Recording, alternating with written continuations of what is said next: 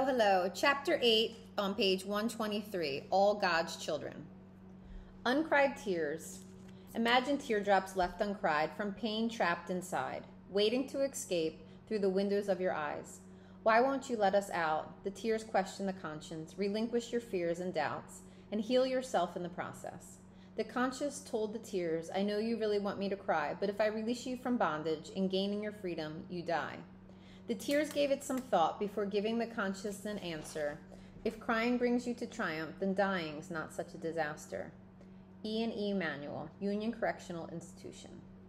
Trina Garnett was the youngest of 12 children, living in the poorest section of Chester, Pennsylvania, just outside of Philadelphia. Chester had extraordinarily high rates of poverty, crime, and unemployment, and the worst-ranked public school system among Philadelphia's 501 districts. Nearly 46% of the city's children were living below the federal poverty level. Trina's father, Walter Garnett, was a former boxer whose failed career had turned him into a violent, abusive alcoholic. Trina's mother, Edith Garnett, was sickly after bearing so many children, some of whom were conceived during rapes by her husband. He would regularly punch, kick, and verbally abuse her in front of the children. When she lost consciousness during the beatings, he would shove a stick down her throat to revive her for more abuse. Nothing was safe in the Garnett home. Trina once watched her father strangle her pet dog into silence because it wouldn't stop barking. He beat the animal to death with a hammer and threw its limp body out a window. Trina had twin sisters, Linda and Linda, who were a year older than she. They taught her to play invisible when she was a small child to shield her from their father when he was drunk and prowling their apartment with his belt to beat them. Trina was taught to hide under the bed or in a closet and remain as quiet as possible. Trina showed signs of intellectual disabilities and other troubles at a young age. When she was a toddler, she became seriously ill after ingesting lighter fluid when she was left unattended. At the age of 5, she accidentally set herself on fire, resulting in severe burns over her chest, stomach, and back. After weeks in the hospital, she left terribly scarred. She was 9 years old when her mother died. Soon after that, Trina's father began sexually abusing her older sisters, and they fled. His abuse turned to Trina, Lynn, and Linda. The girls ran away from home and began roaming the streets of Chester. Trina and her sisters would eat out of garbage cans. Sometimes they would not eat for days. They slept in parks and public bathrooms. The girls stayed with their older sister, Edie, until Edie's husband began sexually abusing them.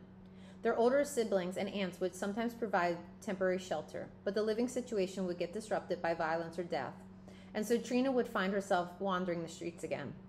Her mother's death, the abuse, and the desperate circumstances all worsened Trina's emotional and mental health problems. She was sometimes so ill her sisters got a relative to take her to the hospital, but she was penniless and was never allowed to stay long enough to become stable or recover. Late at night in August 1976, 14-year-old Trina and her friend, 16-year-old Frances Newsom, climbed through the window of a house to talk to the boys who lived there. The mother of these boys had forbidden her children to play with Trina, but Trina wanted to see them. Once she climbed into the dark house, she lit matches to find her way to the boys' room. The house caught fire. It spread quickly, and 2 boys were sleeping in the home died from smoke asphyxiation. Their mother accused Trina of starting the fire intentionally, but Trina and her friend insisted that it was an accident. Trina was traumatized by the boy's death and could barely speak when the police arrested her. She was so non-functional and listless that her appointed lawyer thought she was incompetent to stand trial. But he failed to file the appropriate motions to support an incompetency determination, which would have pushed the trial back until Trina was well enough to defend herself. Her lawyer, who was later disbarred and jailed for criminal misconduct, also never challenged the state's decision to try Trina as an adult. As a result, Trina was forced to stand trial for second-degree murder in an adult courthouse. At trial, Frances Newsom testified against Trina in exchange for the charges against her being dropped. Trina was convicted of second-degree murder, and the trial moved to the sentencing phase. Pennsylvania's sentencing law was inflexible. The only sentence for those convicted of second-degree murder was mandatory life imprisonment, without the possibility of parole. Judge Reed, who presided over the case, expressed serious misgivings about the sentence he was forced to impose, given Trina's devastating life circumstances and the fact that she hadn't intended to harm anyone. This is the saddest case I've ever seen, he wrote. For a tragic crime committed at 14, Trina was condemned to die in prison. At the age of 16, Trina walked through the gates of the State Correctional Institution at Muncie, an adult prison for women, terrified, still suffering from trauma and mental illness, and intensely vulnerable, with the knowledge that she would never leave. Prison spared Trina the uncertainty of homelessness, but presented new dangers and challenges. Not long after she arrived at Muncie, a male correctional officer pulled her into a secluded area and raped her. The crime was discovered when Trina became pregnant. As is often the case, the correctional officer was fired but not criminally prosecuted. Trina remained in prison and gave birth to a son while handcuffed to a bed. It wasn't until 2008 that most states abandoned the practice of shackling or handcuffing incarcerated women during delivery. Trina's baby boy was taken away from her and placed in foster care. She was devastated and her mental health deteriorated further. Over the years, she became less functional and more mentally disabled. Her body began to spasm and quiver uncontrollably until she required a cane and then a wheelchair. By the time she turned 30, prison doctors diagnosed her with multiple sclerosis, intellectual disability, and mental illness related to trauma. In 2014, Trina turned 52. She has been in prison for 38 years. She is one of nearly 500 people in Pennsylvania who have been condemned to mandatory life imprisonment without parole for crimes they were accused of committing when they were between the ages of 13 and 17. It is the largest population of child offenders condemned to die in prison at any single jurisdiction in the world. In 1990, Ian Manuel and two older boys attempted to rob a couple who were out for dinner in Tampa, Florida. Ian was 13 years old. When Debbie Barge resisted, Ian shot her with a handgun given to him by the older boys. The bullet went through Barge's cheek, shattering several teeth and severely damaging her jaw. All three boys were arrested and charged with armed robbery and attempted homicide. Ian's appointed lawyer encouraged him to plead guilty, assuring him that he would be sentenced to no more than 15 years in prison. The lawyer didn't realize that two of the charges against Ian were punishable with sentences of life imprisonment without parole. The judge accepted Ian's plea and then sentenced him to life with no parole. Even though he was 13, the judge condemned Ian for living in the streets, for not having good parental supervision, and for his prior arrest for shoplifting and minor property crimes. Ian was sent to an adult prison, the Appalachian Correctional Institution, one of the toughest prisons in Florida. Juveniles housed in adult prisons are 5 times more likely to be the victims of sexual assault. So the staff at Appalachian put Ian, who was small for his age, in solitary confinement. Solitary confinement at Appalachian means living in a concrete box the size of a walk-in closet. You get your meals through a slot, you do not see other inmates, and you never touch or get near another human being. If you act out by talking back or refusing to follow an order, you are forced to sleep on the concrete floor without a mattress. If you shout or scream, your time in solitary confinement is extended. If you hurt yourself by refusing to eat or mutilating your body, your time in solitary is extended. If you complain to officers or say something menacing or inappropriate, your time in solitary is extended. You get 3 showers a week and are allowed 45 minutes in a small caged area for exercise a few times a week. Otherwise, you are alone, hidden away in your concrete box week after week, month after month. In solitary, Ian became a self-described cutter. He would take anything sharp on his food tray to hurt himself. His mental health unraveled, and he attempted suicide several times. Each time he hurt himself or acted out, his time in isolation was extended. Ian spent 18 years in uninterrupted solitary confinement. Once a month, Ian was allowed to make a phone call. Soon after he arrived in prison on Christmas Eve in 1992, he used his call to reach out to Debbie Barge, the woman he shot. When she answered the phone, Ian spilled out an emotional apology, expressing his deep regret and remorse. Miss Barge was stunned to hear from the boy who had shot her, but she was moved by his call. She had physically recovered from the shooting and was working to become a successful bodybuilder and had started a magazine focused on women's health. That first surprising phone call led to a regular correspondence. Ian had been neglected by his family before the crime took place. He'd been left to wander the streets with little parental or family support. In solitary, he met few prisoners or staff. As he sank deep into despair, Debbie Barge became one of the few people in Ian's life who encouraged him to remain strong. After communicating with Ian for several years, Barge wrote the court and told the judge who sentenced Ian that his sentence was too harsh and that his conditions of confinement were inhumane. She tried to talk to prison officials and gave interviews to the press to draw attention to Ian's plight. No one knows more than I do how destructive and reckless Ian's crime was. But what we're currently doing to him is mean and irresponsible, she told one reporter. When this crime was committed, he was a child, a 13-year-old boy with a lot of problems, no supervision, and no help available. We are not children.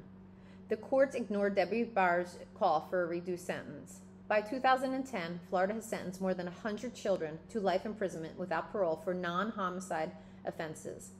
All of the young condemned children, 13 or 14 years of age, were Black or Latino. Florida had the largest population in the world of children condemned to die in prison for non-homicides. The section of South Central Los Angeles where Antonio Nuez lived was plagued by gang violence. Antonio's mother would force her children to the floor when shooting erupted outside their crowded home. Numerous neighbors had been killed after being caught in the crossfire of gun violence.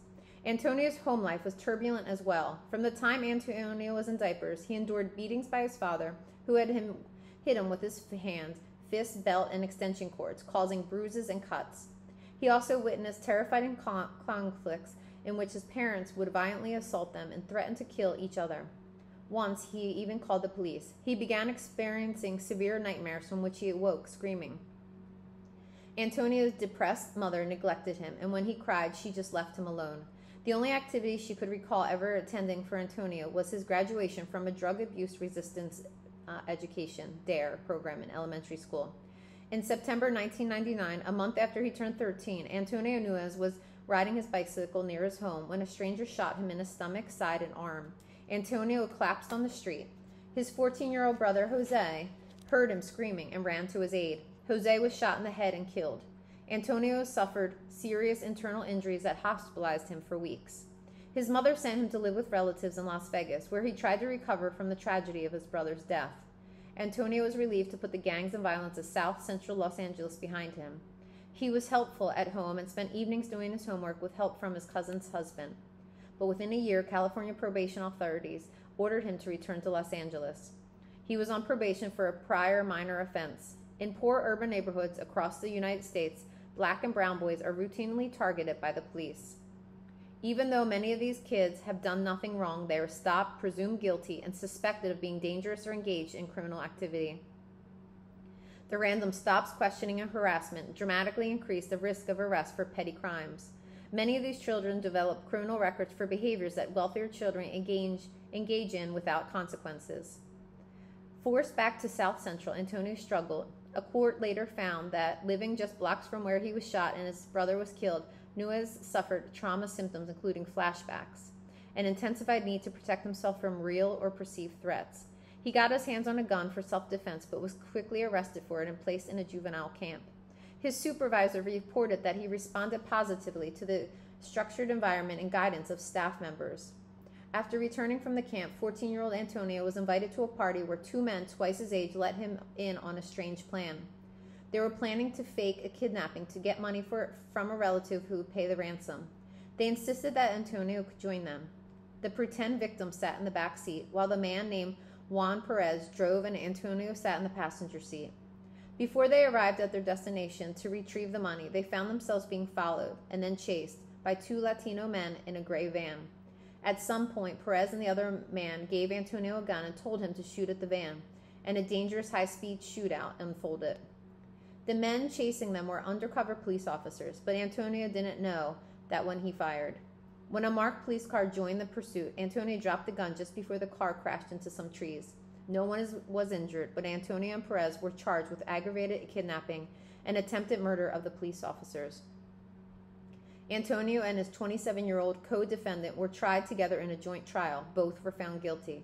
The Orange County judge sentenced Antonio to imprisonment until death, asserting that he was a dangerous gang member who could never change or be rehabilitated. Despite his difficult background and the absence of any significant criminal history, the judge sent him to California's dangerous, overcrowded adult prisons. At 14, Antonio became the youngest person in the United States condemned to die in prison for a crime in which no one was physically injured.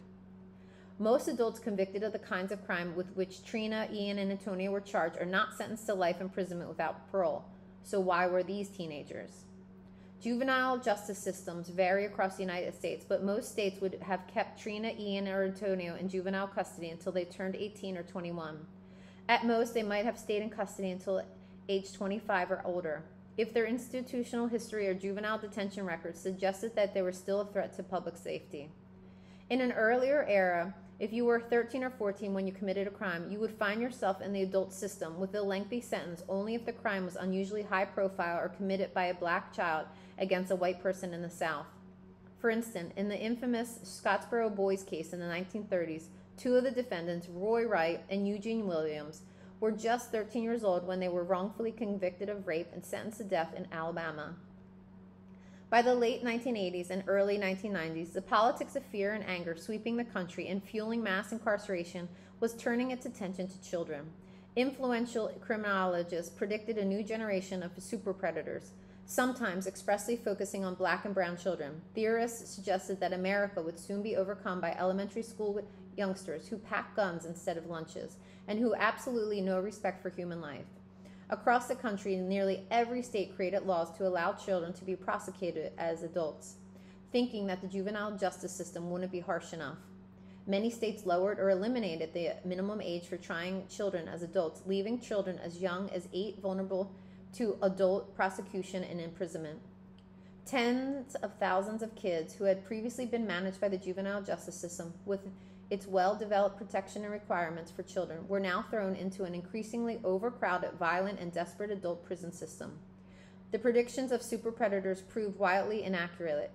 The juvenile population in America increased from 1994 to 2000, but the juvenile crime rate declined, leading even the academics who had originally supported the super predator theory to disclaim it. Of course, this admission came too late for kids like Trina, Ian, and Antonio. When I agreed to represent Trina, Ian, and Antonio years later, they had each been broken by years of hopelessness. Hidden away in adult prisons, they felt unknown and forgotten. With little family support or outside help, they each struggled to survive in dangerous, terrifying environments.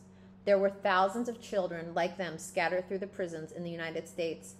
Children who had been sentenced to life imprisonment without parole or other extreme sentences. Soon it became immediately clear that their extreme, unjust sentences were just one of the problems that had to be overcome. They were all damaged and traumatized by our system of justice. Trina's mental and physical health made life in prison extremely challenging. She was grateful for our help and showed remarkable improvement when we told her that we were going to fight to get her sentence reduced. But she had many other needs. She talked constantly about wanting to see her son. She wanted to know that she was not alone in the world. We tracked down her sisters and arranged a visit where Trina could see her son, and it seemed to strengthen her in ways I wouldn't have thought possible. I flew to California to meet Antonio at a maximum security prison dominated by aggressive guards, gangs, and frequent violence. It was an environment that corrupted healthy human development in every way. Reading had always been challenging for Antonio, but he was so determined to learn that he would read a passage over and over, looking up unfamiliar words in the dictionary we sent him. We sent him Darwin's The Origin of Species, which he hoped would help him better understand those around him. It turns out that Ian was very, very bright. Although being smart and sensitive made his extended time in solitary confinement especially destructive, he had managed to educate himself, read hundreds of books, and write poetry and short stories that reflected an impressive intellect. He sent me dozens of thoughtful letters and poems.